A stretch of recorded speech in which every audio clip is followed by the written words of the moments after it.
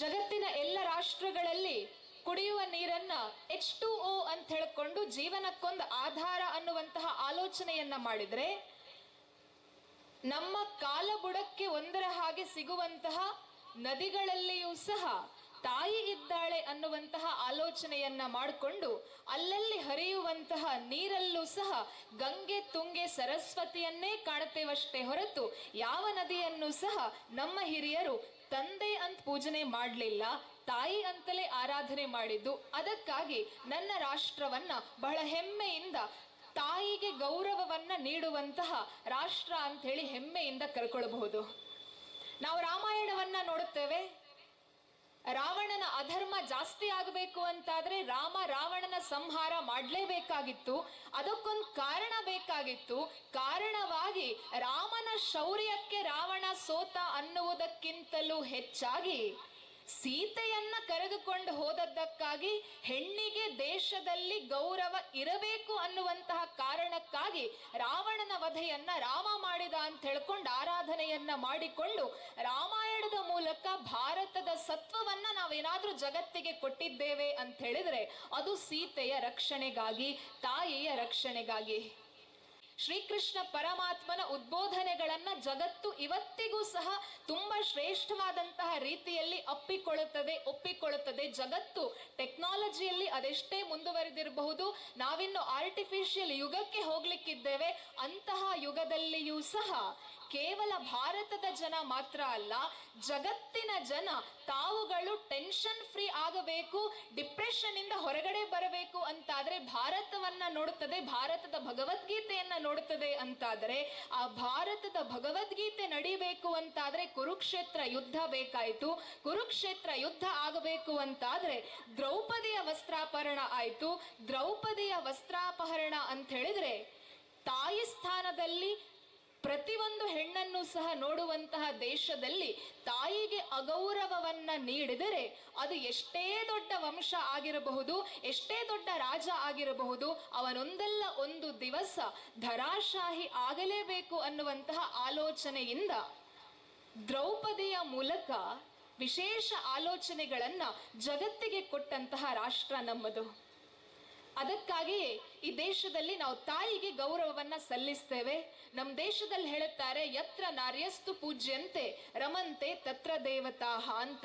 ಜಗತ್ತಿನ ಎಲ್ಲ ರಾಷ್ಟ್ರಗಳಲ್ಲಿ ಇವತ್ತಿಗೂ ಸಹ ಹೆಣ್ಣನ್ನ ಕೇವಲ ಭೋಗದ ವಸ್ತು ಅನ್ನುವಂತಹ ಆಲೋಚನೆ, ವಸ್ತು ಅಂತ ಹೇಳಿ ಇವತ್ತಿಗೂ ಸಹ ಟ್ರೀಟ್ ಮಾಡ್ತಾ ಇರಬೇಕಾಗಿದ್ರೆ, ಜಗತ್ತಿನ ಒಂದು ದೇಶ ಆತ ಕಾವಿ ಹುಟ್ಟಂತಹ ಸಂತನೇ ಆಗಿರಬಹುದು, 1000 ವರ್ಷಗಳ ಹಿಂದೆಯೇ ಹೇಳಿದ್ದಾನೆ, ಎಲ್ಲಿ ಹೆಣ್ಣನ್ನು ಗೌರವಿಸ್ತಾರೆಯೋ ಅದಕ್ಕಿಂತ ಮಿಗಿಲಾದಂತಹ ಸ್ವರ್ಗ ಇಲ್ಲ ಅಂತ ಹೇಳಿಕೊಂಡು. ಅಂತಹ ರಾಷ್ಟ್ರ ನಮ್ಮದು. ನಮ್ಮ ದೇಶದಲ್ಲಿ ಹೆಣ್ಣನ್ನ ಅಮ್ಮನಾಗಿ ಆರಾಧನೆ ಮಾಡುತ್ತಾರೆ, ಮಗಳನ್ನು ಸಹ ಅಮ್ಮ ಅಂತ ಕರೀತೇವೆ. ಹೆಂಡತಿಯಲ್ಲಿಯೂ ಸಹ ತಾಯಿಯನ್ನ ಕಾಣುವಂತಹ ಒಂದು ರಾಷ್ಟ್ರ ಇದೆ ಅಂತಾದ್ರೆ ಅದು ಕೇವಲ ನನ್ನ ಭಾರತ ಮಾತ್ರ. ಇಂತಹ ಅದ್ಭುತವಾದಂತಹ ರಾಷ್ಟ್ರ, ಇಂತಹ ಅದ್ಭುತವಾದಂತಹ ಆಲೋಚನೆಗಳು. ಭಾರತದ ಹೆಣ್ಣು ಮಕ್ಕಳು ಸಹ ಅದಕ್ಕೇನೂ ಕಡಿಮೆ ಇಲ್ಲ. ಒಂದು ಕಡೆಯಲ್ಲಿ ತಾಯಿಯ ರೋಲ್ ಮಾಡ್ತಾಳೆ, ಇನ್ನೊಂದು ಕಡೆಯಲ್ಲಿ ಮಗಳಾಗಿ ಮನೆಯನ್ನ ಬೆಳಗ್ತಾಳೆ, ಇನ್ನೊಂದು ಕಡೆಯಲ್ಲಿ ಸೊಸೆಯಾಗಿ ಮನೆಗಳನ್ನ ಬೆಳಗ್ತಾಳೆ, ಇನ್ನೊಂದು ಕಡೆಯಲ್ಲಿ ಶಾಲೆಯಲ್ಲಿ ಹೋದ್ರೆ ಟೀಚರ್ ಆಗಿ ಕೆಲಸ ಮಾಡ್ತಾಳೆ, ITBT ಕಂಪನಿಗೆ ಹೋದ್ರೆ ಅಲ್ಲೊಬ್ಬ ಕಾರ್ಪೊರೇಟರ್ ವರ್ಲ್ಡ್ ನಲ್ಲಿ ಇರುವಂತಹ ಒಬ್ಬ ಅಮ್ಮನಾಗಿ ಆಕೆ ಕೆಲಸ ನಿರ್ವಹಿಸ್ತಾಳೆ. ಯಾಕೆ ಅಂತ ಹೇಳಿದ್ರೆ ಭಾರತದ ಮಹಿಳೆಯ ಒಳಗಡೆ ಇರುವಂತಹ ತಾಕತ್ತಂಥದ್ದು. ಆಕೆಗೆ ಒಂದು ಕೆಲಸ ಅಲ್ಲ, ಎಟ್ ಅ ಟೈಮ್ ನೀವು 100 ಅಲ್ಲ 1000 ಟಾಸ್ಕ್ಗಳನ್ನ ಕೊಟ್ಟರೂ ಸಹ ಆಕೆಗೆ ಪ್ರೀತಿ ಮತ್ತು ಗೌರವವನ್ನು ಅದರ ಜೊತೆಯಲ್ಲಿ ಕೊಡ್ತೀರಿ ಅಂತಾದ್ರೆ ಅವಳೆಲ್ಲವನ್ನೂ ಸಹ ಸಮರ್ಥವಾಗಿ ನಿಭಾಯಿಸಬಲ್ಲಳು ಅನ್ನುವುದಕ್ಕೆ ನಮ್ಮ ಇತಿಹಾಸದಲ್ಲಿ ನಾವು ಅನೇಕ ಉದಾಹರಣೆಗಳನ್ನ ನೋಡಬಹುದು. ಆದರೆ ಆ ನಂತರ ಭಾರತದ ಮೇಲೆ ನಡೆದಂತಹ ನಿರಂತರ ಆಕ್ರಮಣಗಳಿಂದಲಾಗಿ ಮಹಿಳೆಗೊಂದು ಚೌಕಟ್ಟನ್ನ ಹಾಕಬೇಕಾದಂತಹ ಅನಿವಾರ್ಯತೆ ನಮ್ಮ ದೇಶದಲ್ಲಿ ಸೃಷ್ಟಿಯಾಯಿತು. ಆ ಕಾರಣದಿಂದ ಮಹಿಳೆಗೊಂದು ಚೌಕಟ್ಟನ್ನ ಹಾಕಿ ಒಂದರ್ಥದಲ್ಲಿ ಆಕೆಯನ್ನ ಕಟ್ಟಿ ಹಾಕಬೇಕು ಅನ್ನುವ ಉದ್ದೇಶ ಅಲ್ಲ, ಆದರೆ ನಮ್ಮ ಹೆಣ್ಣು ಮಕ್ಕಳಾಗಿಯೇ ಉಳಿಬೇಕು ಅನ್ನುವಂತಹ ಆಲೋಚನೆ ಮತ್ತು ಭಾರತೀಯ ಸಂಸ್ಕೃತಿಯನ್ನ ಸಾಂಸ್ಕೃತಿಕವಾಗಿ ಬೆಳೆಸಿಕೊಂಡು ಹೋಗುವುದಕ್ಕಾಗಿ ಹೆಣ್ಣಿಗೊಂದು ಚೌಕಟ್ಟು ಬೇಕು ಅನ್ನುವ ನಿಟ್ಟಿನಲ್ಲಿ ಹೆಣ್ಣನ್ನ ಸೀಮಿತಗೊಳಿಸುವಂತಹ ಕೆಲಸ ನಡೆದರೂ ಸಹ ಆ ದೇಶದಿಂದ ಹೊರಗಡೆ ಬಂದದ್ದು ಉಭಯ ಭಾರತಿ ಅನ್ನುವಂತಹ ಅತ್ಯಪೂರ್ವವಾದಂತಹ ಹೆಣ್ಣು ಮಗಳು. ಇವತ್ತಿಗೂ ಸಹ ಬ್ರಹ್ಮವಾದಿನಿಯರು ಅಂತ ಹೇಳಬೇಕಾಗಿದ್ರೆ ನೆನಪಿಗೆ ಬರುವಂತಹ ಗಾರ್ಗಿ ಮೈತ್ರೇಯಿಯರು. ಅದೇ ಗಾರ್ಗಿ ಮೈತ್ರೇಯಿಯ ವಂಶಸ್ಥರೇ ತಾನೆ ನಾವು. ಅದೇ ಉಭಯ ಭಾರತೀಯ ಜೀನ್ ನಮ್ಮಲ್ಲೂ ಸಹ ಇರಬಹುದು. ಯಾಕೆ ಅಂತ ಹೇಳಿದ್ರೆ ನಾವೆಲ್ಲರೂ ಸಹ ಭರತ ಮಾತೆಯ ಹೆಮ್ಮೆಯ ಮಕ್ಕಳು.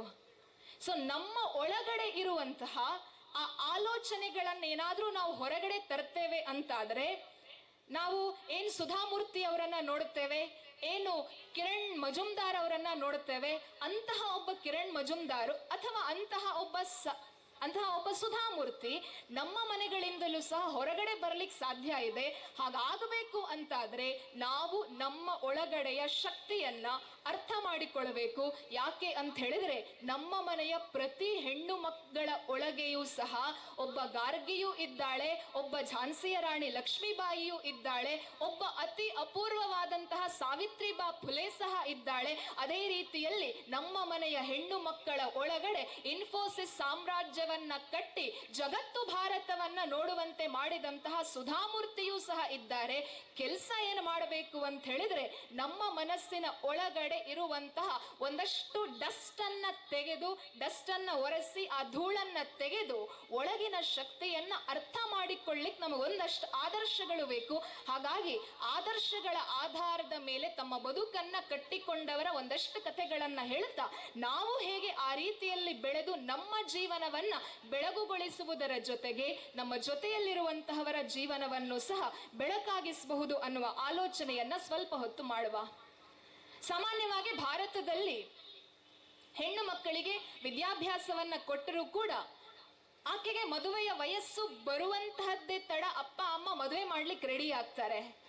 ನಮ್ಮದೇ ಕರ್ನಾಟಕದಲ್ಲಿ ಒಂದು ಸಣ್ಣ ವಯಸ್ಸು ಅಂತ ಹೇಳಿದ್ರೆ ಜಸ್ಟ್ ಡಿಗ್ರಿ ಮುಗಿಸಿ ಹೊರಗಡೆ ಬಂದಂತಹ 20-21 ವರ್ಷದ ಹುಡುಗಿಗೆ ಅಪ್ಪ ಅಮ್ಮ ಮದುವೆ ಮಾಡ್ತಾರೆ. ಮದುವೆ ಏನೋ ಸಣ್ಣ ವಯಸ್ಸಿನಲ್ಲಿ ಆಯ್ತು, ಕನಸುಗಳನ್ನ ತುಂಬಾ ಕಟ್ಟಿಕೊಂಡಿದ್ಲಾಯ್ತು, ಸಂಸಾರ, ಮನೆ, ಮಕ್ಕಳು, ಯಾವ ರೀತಿಯಲ್ಲಿ ಬದುಕಿರಬೇಕು ಅಂತ ಹೇಳಿ. ಆದ್ರೆ ದುರಾದೃಷ್ಟ, ಆಕೆಯ ಮದುವೆ ತುಂಬಾ ಟೈಮ್ ನಿಲ್ಲಿಲ್ಲ. ಮದುವೆಯಾಗಿ 1 ವರ್ಷ ಆಗಬೇಕಾಗಿದ್ರೆ ಬಹುಶಃ ಆಕೆಗೆ ಡಿವೋರ್ಸ್ ಹಂತವನ್ನ ತಲುಪಬೇಕಾದಂತಹ ಅನಿವಾರ್ಯತೆ ಬಂತು. ಆಕೆಯನ್ನ ಸಮಾಜ ಡಿವೋರ್ಸಿ ಅಂತ ಕರೀತು. ಏನ್ ಮಾಡ್ಬೇಕು ಅಂತ ಗೊತ್ತಿಲ್ಲ. ತಪ್ಪು ಯಾರದ್ದಿದ್ದರೂ ಸಹ ಡಿವೋರ್ಸಿ ಅಂತ ಹೇಳಿ ಒಂದು ಪಟ್ಟ ಬಂದ ನಂತರ ಹುಡುಗನನ್ನಾಗ್ಲಿ ಹುಡುಗಿಯನ್ನಾಗ್ಲಿ ಸಮಾಜ ನೋಡುವಂತಹ ದೃಷ್ಟಿ ಬೇರೆ ಆಗ್ತದೆ. ಅಂತಹ ಸಂದರ್ಭದಲ್ಲಿ ತನ್ನನ್ನ ತಾನು ಅರ್ಥ ಮಾಡಿಕೊಳ್ಳಬೇಕು ಅನ್ನುವಂತಹ ಆಲೋಚನೆಯನ್ನ ಒಬ್ಬ ಹುಡುಗಿ ಮಾಡುತ್ತಾಳೆ. ಡಿಪ್ರೆಷನ್ಗೆ ಹೋಗ್ತಾಳೆ. ಡಿಪ್ರೆಷನ್ಗೆ ಹೋಗ್ಬೇಕಾಗಿದ್ರೆ ಕೌನ್ಸಿಲರ್ ಹತ್ರ ಕರ್ಕೊಂಡು ಹೋಗ್ಬೇಕಾಗಿದ್ರೆ ಆಕೆ ಡಿಪ್ರೆಷನ್ ಇಂದ ಏನೋ ಹೊರಗಡೆ ಬರ್ತಾಳೆ. ಕೌನ್ಸಿಲರ್ ಹತ್ರ ಕೇಳ್ತಾಳಂತೆ, ನನಗೂ ಸಹ ನಿಮ್ಮ ಹಾಗೆ ಆಗಬೇಕು, ಇನ್ನು ಮುಂದೆ ನನ್ನ ಜೀವನದಲ್ಲಿ ಬರುವಂತಹ ಅಷ್ಟು ಕಷ್ಟಗಳನ್ನ ಮೆಟ್ಟಿ ನಿಂತು ನಾನು ಚಂದದಲ್ಲಿ ಬದುಕನ್ನ ಸಾಗಿಸಬೇಕು ಅಂತಾದ್ರೆ ನಾನೇನ್ ಮಾಡಬೇಕು ಅಂತ ಕೇಳುತ್ತಾರೆ. ಅನಂತರ ಒಂದಷ್ಟು ಕೋರ್ಸ್ಗಳಿಗೆ ಹೋಗ್ತಾರೆ. ಸುಮಾರು 19,000 ರೂಪಾಯಿ ಬಂಡವಾಳವನ್ನ ಇಟ್ಟುಕೊಂಡು ಅಭ್ಯಾಸ್ ಅನ್ನುವಂತಹ ಒಂದು ಸಣ್ಣ ಶಾಲೆಯನ್ನ ಆರಂಭ ಮಾಡುತ್ತಾಳೆ. ಆ ಅಭ್ಯಾಸ್ ಇವತ್ತು ಕರ್ನಾಟಕದಲ್ಲಿ ಅನೇಕ ಕಡೆಗೆ ತನ್ನ ಬ್ರಾಂಚ್ಗಳನ್ನ ಹಬ್ಬಿಕೊಂಡು ಇವತ್ತು ಆಕೆ ಒಬ್ಬ ಸಣ್ಣ ವಯಸ್ಸಿನ ಸ್ಟಾರ್ಟ್ಅಪ್ ಕಂಪನಿಯನ್ನ ನಡೆಸುವಂತಹ ಐ ಥಿಂಕ್ ಸೌಜನ್ಯ ವಸಿಷ್ಠ ಅಂತ ಹೆಸರಿರಬೇಕು. ಸೌಜನ್ಯ ವಸಿಷ್ಠ ಆಗಿ ಬೆಳೆದ್ ನಿಲ್ತಾಳೆ ಅಂತಂದ್ರೆ ಅದಕ್ಕೆ ಕಾರಣವಾದದ್ದು ಆಕೆಯ ಒಳಗಿನ ಆಲೋಚನೆಯನ್ನ ಹೊರಗಡೆ ತೆಗೆದಂತಹ ಒಬ್ಬ ಡಾಕ್ಟರ್ ಮತ್ತು ಆಕೆಯ ಒಳಗಡೆ ತಾನೇನೋ ಒಂದು ಅಚೀವ್ ಮಾಡಬೇಕು, ಅದರ ಜೊತೆಯಲ್ಲಿ ಇನ್ನೊಂದಷ್ಟು ಜನರಿಗೆ ಕೆಲಸವನ್ನು ಸಹ ಕೊಡಬೇಕು, ನನ್ನ ಹಾಗೆ ಡಿಪ್ರೆಷನ್ ನಲ್ಲಿ ಒಳಗಾಗಿರುವಂತಹ ಅನೇಕ ಜನರಿಗೆ ತಾನು ಬದುಕನ್ನ ಕಲ್ಪಿಸಿ ಕೊಡಬೇಕು ಅನ್ನುವಂತಹ ಆಲೋಚನೆ. ಹುಲ್ಲೇನಹಳ್ಳಿ ಅನ್ನುವಂತಹ ಒಂದು ಸಣ್ಣ ಕರ್ನಾಟಕದ ಹಳ್ಳಿಯಲ್ಲಿ ಒಬ್ಬ ಹುಡುಗಿ ಜನಿಸ್ತಾಳೆ. MCA ಡಿಗ್ರಿಯನ್ನ ಕಂಪ್ಲೀಟ್ ಮಾಡ್ಕೊಳ್ತಾಳೆ. MCA ಡಿಗ್ರಿ ಮುಗಿಸಿ ಹೊರಗಡೆ ಬರಬೇಕಾಗಿದ್ರೆ ಜಾಬ್ ಆಗಬೇಕು. ಜನ ಕೇಳುತ್ತಾರೆ, MCA ಮಾಡಿ ಜಾಬ್ ಇಲ್ಲ ಅಂತ ಹೇಳಿದ್ರೆ ಅದೇನು ಅಂತ ಹೇಳ್ಕೊಂಡು ಇನ್ಸಲ್ಟ್ ಮಾಡುತ್ತಾರೆ. ಆಕೆ 1-2 ಕಂಪನಿಯ ಬಾಗಿಲನ್ನ ತಟ್ಟಿದ್ದಲ್ಲ, ಆಕೆ ಬರೋಬ್ಬರಿ 20 ಕಂಪನಿಗಳ ಬಾಗಿಲನ್ನ ತಡುತ್ತಾಳೆ. 20ಕ್ಕೆ 20 ಕಂಪನಿಗಳು ಸಹ ಆಕೆಯನ್ನ ರಿಜೆಕ್ಟ್ ಮಾಡುತ್ತದೆ. ನಮಗ್ ಒಂದ್ ಸರ್ತಿ ಎಲ್ಲಾದ್ರೂ ರಿಜೆಕ್ಷನ್ ಸಿಕ್ಕಿದ್ರೆ ಅಯ್ಯೋ ನಾನು ಓದಿದ್ದೆ ವೇಸ್ಟ್ ಅಂತ ಅನ್ನಿಸ್ತದೆ. ಎರಡನೇ ಸರ್ತಿ ಪುನಃ ರಿಜೆಕ್ಷನ್ ಬಂತು ಅಂತಾದ್ರೆ ನಾನು ಏಬಲ್ಲೇ ಅಲ್ಲ ಅಂತ ಅನ್ನಿಸ್ತದೆ. ಮೂರನೇ ಸರ್ತಿಯು ರಿಜೆಕ್ಷನ್ ಬಂತು ಅಂತಾದ್ರೆ ಬಹುಶಃ ನಾವು ಮನೆಯಲ್ಲಿರುವಂತಹ ಫ್ಯಾನ್ ನನಗೆ ಫಿಟ್ ಆಗತ್ತಾ ಅಂತ ನೋಡ್ಕೊಂಡು ಸುಸೈಡ್ ಮಾಡುವಂತಹ ಆಲೋಚನೆಗಳಿರಬೇಕಾಗಿದ್ರೆ ಆಕೆ 20 ಕಂಪನಿಗಳಿಂದ ರಿಜೆಕ್ಟ್ ಆಗಿ ಹೊರಗಡೆ ಬರುತ್ತಾಳೆ. ಆಲೋಚನೆ ಮಾಡ್ತಾಳಂತೆ, 20 ಕಂಪನೀಸ್ ನನ್ನನ್ನ ರಿಜೆಕ್ಟ್ ಮಾಡಿದ್ರೆ ಏನಾಯ್ತು, ನಾನು ಯಾವ ತರ ಬೆಳಿಬೇಕು ಅಂತ ಹೇಳಿದ್ರೆ ನನ್ನ ಕಂಪನಿಯಿಂದ ಹೊರಗಡೆ ಬರುವಂತಹ ಯುವಕ ಯುವತಿಯರಿಗೆ ನಾನು ಎಷ್ಟು ಸ್ಕಿಲ್ಸ್ ಗಳನ್ನ ಕೊಡಬೇಕು ಅಂತ ಹೇಳಿದ್ರೆ ನನ್ನನ್ನ ರಿಜೆಕ್ಟ್ ಮಾಡಿದಂತಹ ಕಂಪನಿಗಳು ನನ್ಗೆ ಕೆಲಸಗಾರರನ್ನ ಕೊಡಿ ಅಂತ ಹೇಳ್ಕೊಂಡು ನನ್ನ ಕಂಪನಿಯ ಬಾಗಿಲನ್ನ ತಟ್ಟುವಷ್ಟರ ಮಟ್ಟಿಗೆ ನಾನು ಎದ್ದು ನಿಲ್ಲಬೇಕು ಅನ್ನುವಂತಹ ಆಲೋಚನೆ ಮಾಡುತ್ತಾಳೆ. ಆಕೆ ಎಷ್ಟು ಶ್ರೇಷ್ಠವಾಗಿ ಭಾರತವನ್ನ ಯುರೋಪಿನ ಸಂಸತ್ತಿನಲ್ಲಿ ಪ್ರತಿನಿಧಿಸಿದಂತಹ ಮೊದಲ ಮಹಿಳೆಯಾಗಿ ಬೆಳೀತಾಳೆ ಅಂತ ಹೇಳಿದ್ರೆ ಆಕರ್ ಮ್ಯಾಕ್ಸ್ ಅನ್ನುವಂತಹ ತನ್ನದೇ ಆದಂತಹ ಒಂದು ಕಾರ್ಪೊರೇಟ್ ಕಂಪನಿಯನ್ನ ಆಕೆ ತೆರೀತಾಳೆ. ಇವತ್ತು ಆಕೆಯ ಕಂಪನಿಯ ಮೂಲಕ ಆಕೆ ನಡೆಸ್ತಾ ಇರುವಂತಹ NGO ದಿಂದ ಹೊರಗಡೆ ಬಂದಂತಹ ಅದೆಷ್ಟೋ ಯುವಕ ಯುವತಿಯರು ಯಾವ ಕಂಪನಿ ಆಕೆಯನ್ನ ರಿಜೆಕ್ಟ್ ಮಾಡಿತ್ತೋ ಯು ಆರ್ ಅನ್ಫಿಟ್ ಅಂತ ಹೇಳಿಕೊಂಡು ಆ ಕಂಪನಿಗೆ ಫಿಟ್ ಆಗುವಂತಹ ಅನೇಕ ಯುವಕ ಯುವತಿಯರನ್ನ ಕೊಡುವಂತಹ ಒಂದು NGO ಅನ್ನ ಆಕೆ ಸ್ಟಾರ್ಟ್ ಮಾಡಿದ್ದಾಳೆ. ಆಕೆ ಹೆಸರು ಸ್ನೇಹ ರಾಕೇಶ್. ಸೋಲು ಯಾವತ್ತೂ ಸಹ ಸೋಲಲ್ಲ. ಒಂದು ಬೆಕ್ಕು ಎಲ್ಲೋ ಒಂದು ಕಡೆ ಚಿಟ್ಟೆಯನ್ನ ಹಿಡಿಬೇಕು ಅಂತಾದ್ರೆ ನೇರವಾಗಿ ಅದರ ಮೇಲೆ ಹೋಗಿ ಹಾರೋದಿಲ್ಲ, ಬದಲಾಗಿ ಅದನ್ನ ಅಬ್ಸರ್ವ್ ಮಾಡ್ತದೆ. ಮುಂದಕ್ಕೆ ಜಿಗಿಯುವುದಕ್ಕಿಂತ ಮುಂಚೆ 2 ಹೆಜ್ಜೆ ಹಿಂದೆ ಬಂದು ತನ್ನ ಗುರಿಯನ್ನ ತಲುಪ್ತದೆ. ಆದರೆ ABCD ಓದಿದಂತಹ ನಾವು, ಡಬಲ್ ಡಿಗ್ರಿ ಮಾಡ್ಕೊಂಡಂತಹ ನಾವು, PhD ಅನ್ನ ಮಾಡ್ಕೊಂಡಂತಹ ನಾವು, 1 ಸೋಲು ಬಂತು 2 ಸೋಲು ಬಂತು ಅಂತಾದ್ರೆ ನಮ್ಮಿಂದ ಏನು ಸಾಧ್ಯ ಇಲ್ಲ ಅಂತ ಹೇಳ್ಕೊಂಡು ಕೈ ಕಟ್ ಕೂತ್ಕೊಳ್ತೇವೆ. ಆಲೋಚನೆ ಮಾಡಿ, ನಮಗೆ ಇವತ್ತು ಆದರ್ಶ ಆಗಬೇಕಾದದ್ದು ಯಾವ A for apple B for bat ಗೊತ್ತಿಲ್ಲದೆ ಇರುವಂತಹ ಬೆಕ್ಕು ನಾಯಿಗಳಿಗೂ ಸಹ ಗೊತ್ತಿದೆ ಹೇಗೆ ಬೇಟೆಯಾಡಬೇಕು, ಹೇಗೆ ಗುರಿ ತಲುಪಬೇಕು ಅಂತ ಹೇಳ್ಕೊಂಡು. ನಮ್ಮ ಹತ್ರ ಡಿಗ್ರಿ ಇದೆ, ಬದುಕಲಿಕ್ಕೆ ನಮ್ಗೆ ಗೊತ್ತಿಲ್ಲ, ಅವಕಾಶಗಳನ್ನ ರೂಪಿಸಿಕೊಳ್ಳಿಕ್ಕೆ ನಮ್ಗೆ ಗೊತ್ತಿಲ್ಲ ಅಂತಾದ್ರೆ ನಾವು ಆಲೋಚನೆ ಮಾಡಬೇಕಾಗಿದೆ ಎಂತಹ ಶಿಕ್ಷಣವನ್ನ ನಾವು ಪಡ್ಕೊಳ್ತೇವೆ ಅಂತ. ಒಬ್ಬ ಅಮ್ಮ ಮದುವೆ ಆಗ್ತಾಳೆ, ಒಬ್ಬ ತಾಯಿ ಮದುವೆ ಆಗ್ತಾಳೆ, ಆಕೆಗೊಂದು ಮಗು ಆಗ್ತದೆ, ಖುಷಿಯಲ್ಲಿ ಜೀವನವನ್ನ ಮಾಡ್ತಾ ಇರ್ತಾಳೆ. ಆದ್ರೆ ಮಗುವಿಗೊಂದು 3-4 ತಿಂಗಳಾಗಬೇಕಾಗಿದ್ರೆ ಮಗು ಎಬ್ನಾರ್ಮಲ್ ಅಂತ ಗೊತ್ತಾಗ್ತದೆ, ಡೌನ್ ಸಿಂಡ್ರೋಮ್ ಇರುತ್ತೆ. ಸರಿ, ಆಕೆ ತನ್ನ ಮಲ್ಟಿನ್ಯಾಷನಲ್ ಕಂಪನಿ ಜಾಬ್ ನಿಂದ ರೆಸಿಗ್ನೇಷನ್ ಕೊಡ್ತಾಳೆ. ಡೌನ್ ಸಿಂಡ್ರೋಮ್ ಯಾಕೆ ಬರುತ್ತೆ, ಆ ಮಕ್ಕಳನ್ನ ಬೆಳೆಸುವಂತಹದ್ದು ಹೇಗೆ, ಮತ್ತು ಆ ಮಕ್ಕಳ ಸ್ಕಿನ್ ಅಲರ್ಜಿ ಎಲ್ಲ ಬಹಳ ಬೇಗ ಆಗುವಂಥದ್ದು, ಇದು ಯಾಕೆ ಆಗ್ತದೆ, ಇದರ ಹಿಂದ್ಗಡೆ ಏನಿದೆ ಅಂತ ಹೇಳ್ಕೊಂಡು ರಿಸರ್ಚ್ ಮಾಡ್ತಾ ಹೋಗ್ತಾಳೆ. ಮಗನಿಗೆ 5 ವರ್ಷ ಆಗಬೇಕಾಗಿದ್ರೆ ಸ್ಪೆಷಲಿ ಏಬಲ್ಡ್ ಮಕ್ಕಳಿಗೆ ಅಂತಿರುವಂತಹ ಸ್ಕೂಲಿಗೆ ಕಳಿಸ್ತಾಳೆ. ಆಗ ಈ ಅಮ್ಮನಿಗೊಂದು ಆಲೋಚನೆ ಬರುತ್ತಂತೆ, ಡೌನ್ ಸಿಂಡ್ರೋಮ್ ಬರುವಂತಹದ್ದು 1000ರಲ್ಲಿ 1 ಮಗು ಆದ್ರೂ ಸಹ ಭಾರತದಲ್ಲಿ ಹಾಗಿದ್ರೆ ಎಷ್ಟು ಡೌನ್ ಸಿಂಡ್ರೋಮ್ ಇರುವಂತಹ ಮಕ್ಕಳಿರಬಹುದು, ಅಂತಹ ತಾಯಂದಿರಿಗೆಲ್ಲ ಎಷ್ಟು ಕಷ್ಟ ಇರಬಹುದು. ಸೊ ನಾನೇನು ಆಲೋಚನೆ ಮಾಡಬೇಕು ಅಂತ ಹೇಳಿದ್ರೆ, ನನ್ನ ಮಗ ಹುಟ್ಟಿ ಆಗಿದೆ, ಇನ್ನದನ್ನ ಬದಲಾವಣೆ ಮಾಡಲಿಕ್ಕೆ ಚಾನ್ಸೇ ಇಲ್ಲ, ಬದಲಾಯಿಸುವುದಕ್ಕೆ ಸಾಧ್ಯವೂ ಇಲ್ಲ. ಹಾಗಿರಬೇಕಾಗಿದ್ರೆ ಆ ಮಗು ಇರುವಷ್ಟು ಸಮಯ ಅದನ್ನ ಯಾವ ರೀತಿಯಲ್ಲಿ ಚೆನ್ನಾಗಿ ನೋಡ್ಕೊಳ್ಬೇಕು, ಯಾವ ರೀತಿಯ ಸ್ಕಿನ್ ಅಲರ್ಜೀಸ್ ಕೂಡ ಆಗದೆ ಇರುವ ರೀತಿಯಲ್ಲಿ ಹೊಸದೊಂದು ಮೆಡಿಕೇಶನ್ ಅನ್ನ ತಾನು ರೂಪಿಸಬೇಕು ಅನ್ನುವಂತಹ ಆಲೋಚನೆ ಮಾಡ್ತಾಳೆ. ಮಗ ಶಾಲೆಗೆ ಹೋದ ನಂತರ ಶಾಲೆಯಿಂದ ಬರುವಲ್ಲಿಯವರೆಗೆ ಆಕೆ ಎದುರುಗಡೆ ಲ್ಯಾಪ್ಟಾಪ್ ಇಟ್ಕೊಂಡು ಸರ್ಚ್ ಮಾಡ್ಲಿಕ್ಕೆ ಸ್ಟಾರ್ಟ್ ಮಾಡ್ತಾಳಂತೆ. ಮಕ್ಕಳಿಗೆ ಯಾಕಾಗಿ ಅಲರ್ಜಿ ಆಗ್ತದೆ ಮತ್ತು ಆ ಅಲರ್ಜಿಯನ್ನ ತಡಿಬೇಕು ಅಂತಾದ್ರೆ ಏನೆಲ್ಲ ಕೆಮಿಕಲ್ಸ್ ಬೇಕು ಅಂತ ಹೇಳ್ಕೊಂಡು ಆಕೆಗೆ ಒಂದಷ್ಟು ಆಲೋಚನೆ ಸಿಗತ್ತೆ. ಆಕೆ ಮನೆಯಲ್ಲೇ ಕೂತ್ಕೊಂಡು ಶಾಂಪೂ ಮತ್ತು ಸೋಪನ್ನ ಮಾಡುವಂತಹ ಉದ್ಯೋಗವನ್ನ ಆರಂಭ ಮಾಡ್ತಾಳೆ.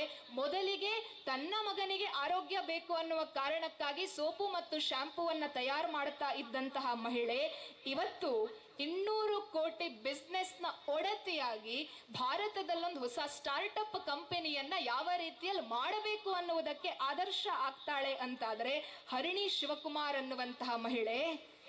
ನಮ್ಮನೆಯಲ್ಲಿ ಮಕ್ಕಳು ಆರಾಮವಾಗಿದ್ದಾರೆ, ನಮ್ಮನೆಯಲ್ಲಿ ನಮ್ಗೆ ಸಪೋರ್ಟಿಂಗ್ ಸಿಸ್ಟಮ್ಮು ತುಂಬಾ ಚೆನ್ನಾಗಿದೆ. ಹಾಗಿರಬೇಕಾಗಿದ್ರೆ ನಾನು ಸಹ ಒಂದು ಸಣ್ಣ ಪುಟ್ಟ ಉದ್ಯೋಗವನ್ನ ಮಾಡಿಕೊಂಡು ಸೆಲ್ಫ್ ಇಂಡಿಪೆಂಡೆಂಟ್ ಆಗುವುದು ಹೇಗೆ ಅನ್ನುವ ಆಲೋಚನೆಯನ್ನ ಮಾಡಬೇಕಾಗಿದೆ. ಇವತ್ತು ನಾವು ಕರ್ನಾಟಕದಲ್ಲಿ ವಿಶೇಷವಾಗಿ ಈ ಕಡೆಯ ಭಾಗಗಳಲ್ಲಿ ಶುದ್ಧ ಕುಡಿಯುವ ನೀರಿಗಾಗಿ ಡ್ರಿಂಕಿಂಗ್ ವಾಟರ್ ATM ಸಿಸ್ಟಮ್ ಅನ್ನುವುದನ್ನ ನೋಡಿದ್ದೇವೆ. ₹1 ಹಾಕಿದ್ರೆ 4 ಲೀಟರ್ ನೀರು, 5 ಲೀಟರ್ ನೀರೇನೋ ಸಿಗತ್ತೆ. ನಮ್ಗೆ ಗೊತ್ತಿರುವಂತದ್ದು ATM ಕಾರ್ಡ್ ಒಳಗಡೆ ಹಾಕಿದ್ರೆ ಸಾವಿರ ನೋಟ್ ಎಣಿಸ್ಲಿಕ್ಕೆ ಮಾತ್ರ.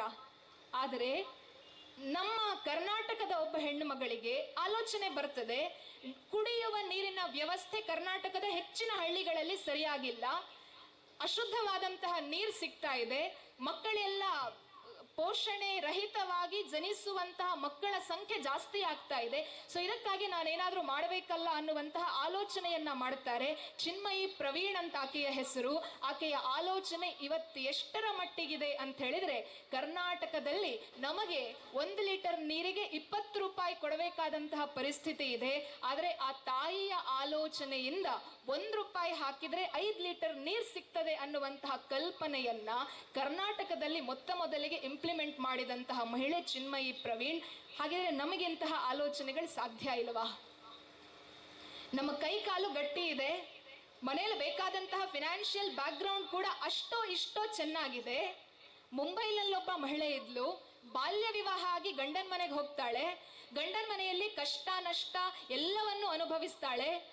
ಗಂಡನ ಸಪೋರ್ಟ್ ಏನೂ ಇರುವುದಿಲ್ಲ. ಸೊ ಆಕೆಗೆ ಹೊಟ್ಟೆ ತುಂಬ ಊಟ ಮಾಡಬೇಕು ಅಂತಾದ್ರೆ ಆಕೆಗೆ ಕೆಲಸ ಮಾಡಬೇಕು, ಗಾರ್ಮೆಂಟ್ಸಿಗೆ ಸೇರ್ತಾಳೆ. ಆದ್ರೆ ಅಪ್ಪ ಒಂದ್ ದಿವ್ಸ ಬಂದವನು ಮಗಳ ಕಷ್ಟವನ್ನ ನೋಡಿ ಇನ್ನವಳೆಲ್ಲಿ ಇರುದ್ ಬೇಡ ಅಂತ ಹೇಳಿ ಮನೆಗೆ ಕರ್ಕೊಂಡು ಹೋಗ್ತಾಳೆ. ಸಣ್ಣ ವಯಸ್ಸಿನಲ್ಲಿ ಗಂಡನನ್ನ ಬಿಟ್ಟು ಬಂದವಳು ಅಂತ ಸಮಾಜ ಜರೀತದೆ. ಚಿಕ್ಕಪ್ಪನ ಜೊತೆಯಲ್ಲಿ ಮತ್ತೆ ಬಾಂಬೆಗೆ ಹೋಗ್ತಾಳೆ, ಸ್ಲಮ್ನಲ್ಲಿ ಉಳ್ಕೊಳ್ಳುತ್ತಾಳೆ.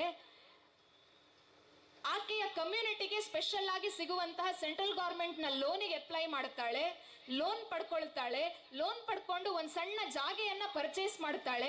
ಆಕೆಗೆ ಅನ್ನಿಸ್ತದಂತೆ ಈ ಜಾಗೆಯನ್ನ ನಾನು ಮಾರಾಟ ಮಾಡಿದ್ರೆ ನನಗೆ ಡಬಲ್ ದುಡ್ಡು ಸಿಗತ್ತೆ ಅಂತ ಹೇಳ್ಕೊಂಡು ಪರ್ಚೇಸ್ ಮಾಡಿದಂತಹ ಜಾಗೆಯನ್ನ ಡಬಲ್ ರೇಟಿಗೆ ಮಾರಾಟ ಮಾಡ್ತಾಳೆ.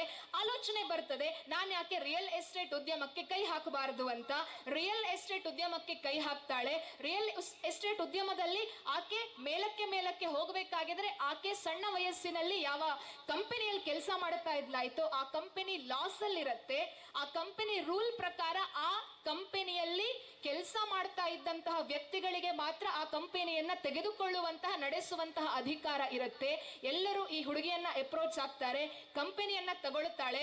ಕಂಪನಿ ತಗೊಳ್ಬೇಕಾಗಿದ್ರೆ ಅದು ಮುಚ್ಚುವಂತಹ ಪರಿಸ್ಥಿತಿಯಲ್ಲಿದ್ದಂತಹ ಕಂಪನಿ ಇವತ್ತು ಆ ಕಂಪನಿಯನ್ನ ಒಂದು ಬ್ರ್ಯಾಂಡ್ ಮಾಡಿದ್ದಾಳೆ ಅಂತಾದ್ರೆ ಆ ಕಂಪನಿ ಬ್ರ್ಯಾಂಡಿನ ಮೂಲಕ ಕಮಾನಿ ಟ್ಯೂಬ್ಸ್ ಅಂತ ಹೇಳಿಕೊಂಡು ಇವತ್ತು ಜಗತ್ತಿನ ಜನರ ಎದುರುಗಡೆಯಲ್ಲಿ ಒಬ್ಬ ಸ್ಲಮ್ ಹುಡುಗಿ, ಕೈಯಲ್ಲಿ ಕಾಸೇ ಇಲ್ಲದೆ ಇರುವಂತಹ ಹುಡುಗಿ ಸಾವಿರಾರು ಕೋಟಿಗಟ್ಟಲೆ ವ್ಯವಹಾರವನ್ನ ಹೇಗೆ ನಡೆಸಬೇಕು ಅನ್ನುವುದಕ್ಕೆ ಆದರ್ಶ ಆಗ್ತಾಳೆ ಅಂತಾದ್ರೆ ಎಲ್ಲವೂ ಇರುವಂತಹ ನಮಗೆ ಇಂತಹ ವ್ಯಕ್ತಿಗಳ ಆದರ್ಶವನ್ನ ಯಾಕೆ ಪಡ್ಕೊಳ್ಳಬಾರದು?